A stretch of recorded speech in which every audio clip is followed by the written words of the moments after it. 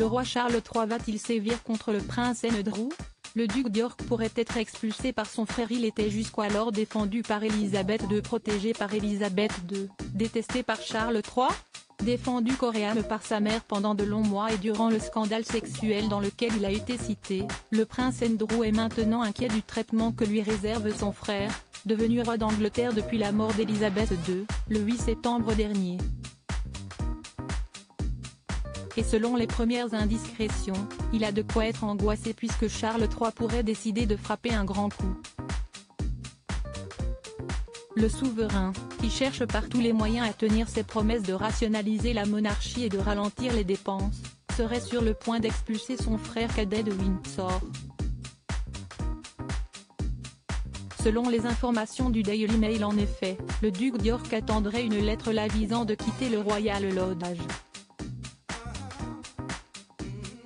Depuis des années, CST dans une propriété de 31 chambres au Crown Estate, l'un des plus importants propriétaires terriens du Royaume-Uni appartenant à la couronne, qu'il vit.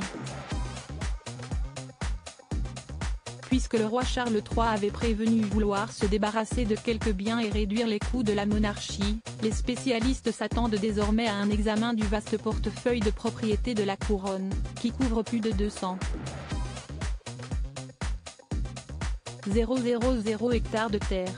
Cet examen pourrait ainsi conduire le souverain britannique à décider d'expulser le prince Andrew du manoir où il habite avec son ex-femme, Sarah Ferguson, et les corgis qui appartenaient à sa défunte mère. Si tel était le cas, le père des princesses Eugénie et Béatrice serait redevable d'une somme d'argent importante.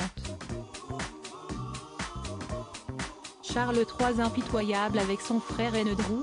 Il y a des années, il a signé un bail préférentiel, mais non divulgué, de 100 ans sur cette propriété qui appartenait à la reine-mère.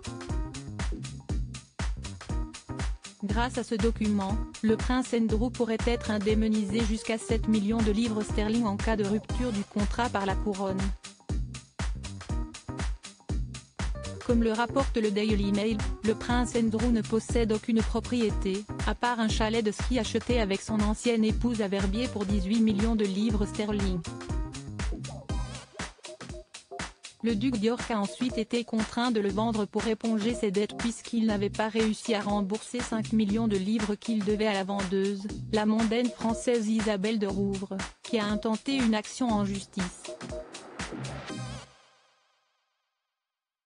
Mais son temps à Windsor n'est pas encore tout à fait compté. Une source a déclaré au Sun que le prince Andrew, considéré comme sous la protection de la reine, ne serait pas expulsé du Royal Lodge dans un proche avenir car il semblerait impitoyable de les expulser si peu de temps après sa mort. S'il est prié de partir, le duc d'York devra trouver un nouveau logement. Le prince Andrew a en effet vendu son ancien domicile conjugal à Sunninghill Park, près de Windsor, qui était un cadeau de mariage de la reine Élisabeth II. Cette propriété de 12 chambres avait été mise en vente pendant 5 ans avant d'être soudainement achetée en 2007 pour 15 millions de livres par Timur Koulibayev. Mais pas question pour le roi Charles III de se montrer compréhensif avec son frère. Bien au contraire, le souverain devrait rapidement prendre des décisions fortes pour laver l'honneur de sa famille et éloigner un peu plus le duc d'York, à qui Élisabeth II avait enlevé les titres royaux. Le prince William voudrait bannir le prince Andrew. Le prince William, nouveau prince de Galles, devrait l'aider puisqu'il a coupé tout contact avec son oncle cette année.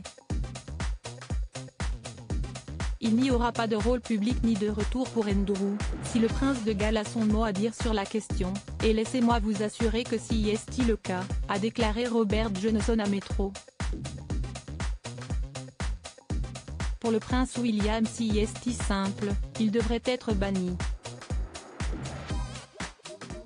Le roi Charles III et son héritier, le prince William, veulent que les funérailles de la reine sonnent la fin des apparitions publiques d'Andrew. Sa Majesté devra décider de financer, ou non, le train de vie de son frère, comme l'a fait la reine. Selon les estimations, le duc d'York touchait 21 millions de livres sterling par an du revenu privé du duché de Lancaster, qui est maintenant sous le contrôle de Charles.